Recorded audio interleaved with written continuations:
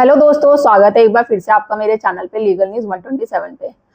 दोस्तों, झूठा एफिडेविट जो पत्नी देती है उस पे आप फर्जरी का केस करते हैं।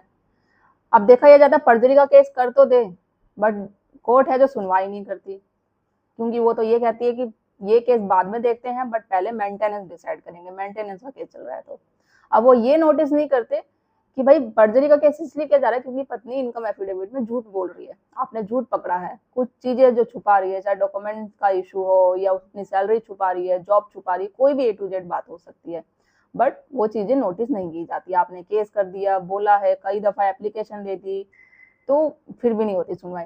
अब आज की वीडियो में मैं एक ऐसे जजमेंट के बारे में बात करूंगी, इलाहाबाद हाईकोर्ट के जजमेंट के बारे में, जो आपकी इस प्रॉब्लम को सॉर्ट कर देगा। पहले ये बोला जाएगा कि भाई पहले फर्जरी का केस देखा जाएगा, उसके बाद मेंटेनेंस डिसाइड होगा, मतलब मेंटेनेंस पूरी तरीके से स्टे हो जाएगा।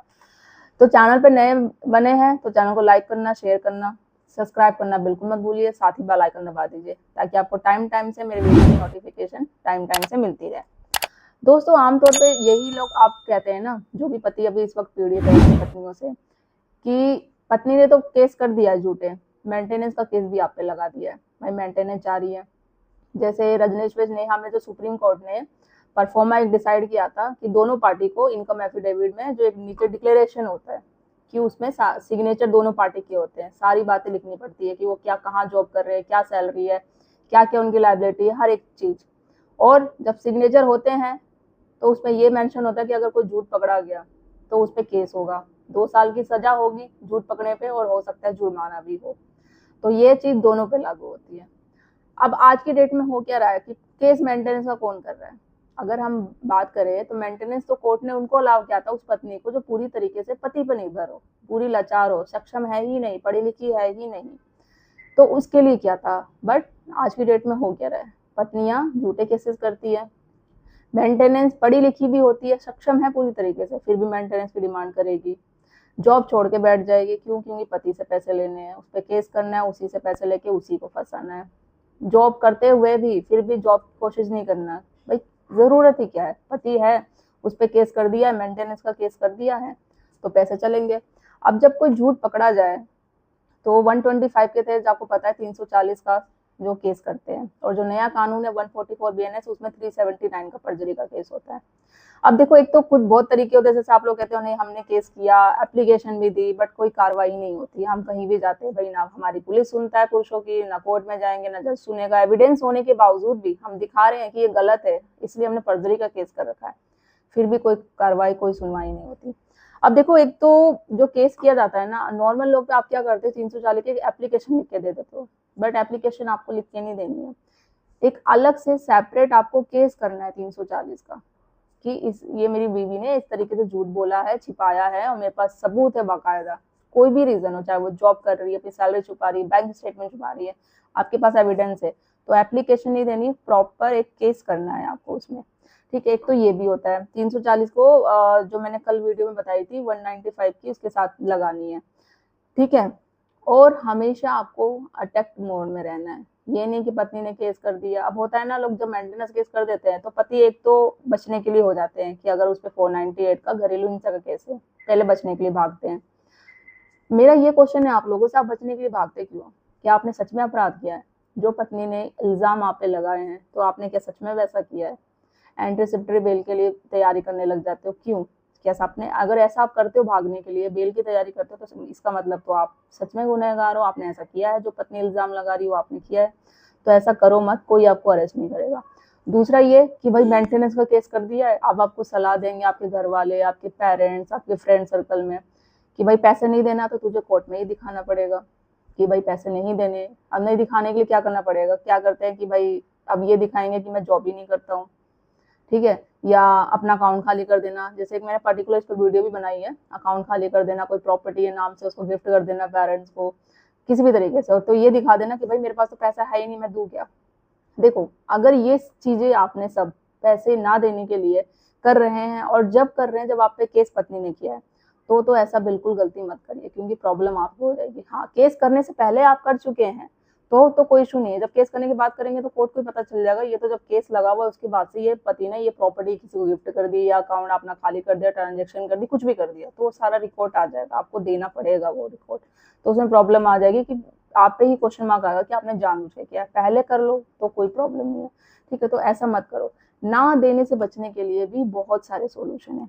आप देखो, कोई ना कोई गलती, जब इनकम एफिडेविट जमा हुआ है ना, तो 99% मान के चलो पत्नियां उसमें इनकम एफिडेविट में झूठ ही बोलती है। 1% ही होता है कि कोई सच बोलती है। सब झूठ की, पढ़ी लिखी नहीं है या पढ़ी लिखी है, मैं जॉब नहीं कर रही कुछ, और अगर जॉब कर रही है तो मेरी सैलरी इतनी नहीं है, पति बहुत कमाता है, उसकी इनकम बहुत ज़्यादा है, उसके नाम से प्रॉपर्टी भी है, ये है वो है, बहुत ज़्यादा है। ऐसे भी कोई सोच आते, मेरी सैलरी तो 10,000 है, 12,000 है, मैं इसमें अपना गुजारा कैसे करूँ, अपने बच्चे को कैसे पालूँ।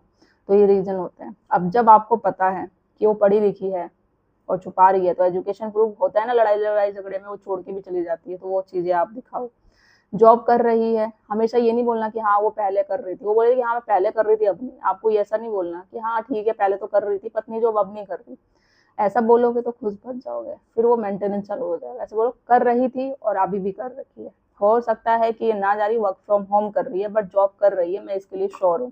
क्योंकि वो इतने झूठ बोलती है, 50 झूठ बोलती है, तो आप एक झूठ बोल दोगे अपने फायदे के लिए, तो उससे कुछ नहीं बिगड़ने वाला। वो भी तो बिना एविडेंस के झूठ बोल रही है, उसके पास क्या सबूत है कि वो चीजें जो बोल रही सबूत है? नहीं है ना। बिना सबूत की आप पे एलिगेशन लगाती है, सारी बातें बेझिझक, वो भी बिना डरे कोर्ट के सामने, जज के सामने बोलती है, और जिसका कोई सबूत नहीं होता। और वो बात कोर्ट को भी, जज को भी पता रहती है कि पत्नी जो सारी बातें बोल रही है, जब सबूत मांगेंगे, हाँ जी ठीक है मैडम सबूत दिखाओ, वो कहती है ना कि हाँ नॉर्मल सा एलिगेशन की मुझे मारपीट के बाहर निकाल दिया गया, दहेज के लिए टॉर्चर किया गया है, तो दिखाओ, मारा पीटा होगा तो कुछ तो होगा सुराग, किसने देखा होगा? अगर आपको धक्के मार के घर से बाहर निकाल दिया, किसी पड़ोसी ने देखा होगा, कुछ तो देखा होगा।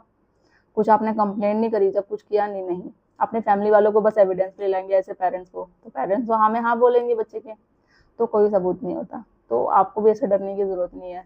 तो ये चीजें करिए। और एक छोटी से छोटी बात को पढ़ ली, 340 आप ये जो सीआरपीसी का है या 379 बीएनएस का, इतना कमजोर केस मत समझो आप, एक अलग से सेपरेट फाइल कर लो। अब इलाहाबाद हाईकोर्ट ने बिल्कुल क्लियर मेंशन कर दिया। अब जब आप पे ऐसा होता है ना, तो पहले तो कोर्ट कहती थी भाई पहले मेंटेनेंस डिसाइड करेंगे फिर पर्जरी का देखेंगे। अब उनको ये समझ में नहीं आ रहा ये कोर्ट किस बेस पे, कि जब पर्जरी का केस पति ने किया है तो मतलब कि पत्नी झूठ बोल रही है, उसने कोई बात छुपाई है, तो वो चीजें हुई है जब भी पति ने केस किया है। तो अब आपके साथ ऐसा होगा, तो ये जजमेंट का आप यूज करो, आपको बहुत फायदा करेगा। साफ कह दो, लगा दो जजमेंट की कॉपी आप साथ में। तो इसमें क्या होगा, पहले पर्जरी के केस पे आप पे काम किया जाएगा, उसके बाद मेंटेनेंस। और जब तक पर्जरी का केस चलेगा, मेंटेनेंस का जो केस होगा वो स्टे हो जाएगा, उस पर वो नहीं बिल्कुल चलेगा। पहले पर्जरी का केस डिसाइड होगा, उसके बाद देखा जाएगा, और जब तक वो होल्ड पे रहेगा मतलब स्टे हो जाएगा उस पर। तो इस तरीके करो। जो ये जिस जजमेंट की इलाहाबाद हाईकोर्ट के जजमेंट की बात कर रही हूँ मैं, आप स्क्रीन पे देख लीजिएगा, नाम इसका Amit Bajaj, state of UP करके, आपको नॉर्मल गूगल पे मिल जाएगा। अगर मुझे मिल जाता है तो मैं डेफिनेटली शेयर कर दूंगी, ठीक है। बाकी आप नॉर्मल कर सकते हैं, ठीक है, डाउनलोड। तो ज़्यादा से ज़्यादा लोग तक शेयर करिए। आप जैसे और भी बहुत लोग हैं जो अभी वीडियो देख रहे हैं, उनके साथ भी सेम सिचुएशन होती है कि पत्नियां झूठ बोलती है, पकड़ी जाती है, फिर 340 के उस पर कोई कार्रवाई नहीं होती, कोई सुनवाई नहीं होती, कोई न्याय नहीं मिलता है, क्योंकि यही देखा जाता है पहले मेंटेनेंस देखेंगे बाद में वो। तो अब आप बेझिझक बेडरे आप बोल सकते हो कि पहले अब पर्जरी के केस पे सुनवाई होगी जब तक मेंटेनेंस पे स्टे लगेगा। तो ये जजमेंट का आप यूज़ करो, आपके केस में बहुत हेल्प मिलेगी। और ज़्यादा से ज़्यादा लोगों तक शेयर कर दीजिए, और चैनल को सब्सक्राइब करना बिल्कुल मत भूलिए। जल्दी मिलती हूँ मैं कैसे इन्फॉर्मेटिव वीडियो के साथ, तब तक के लिए थैंक यू।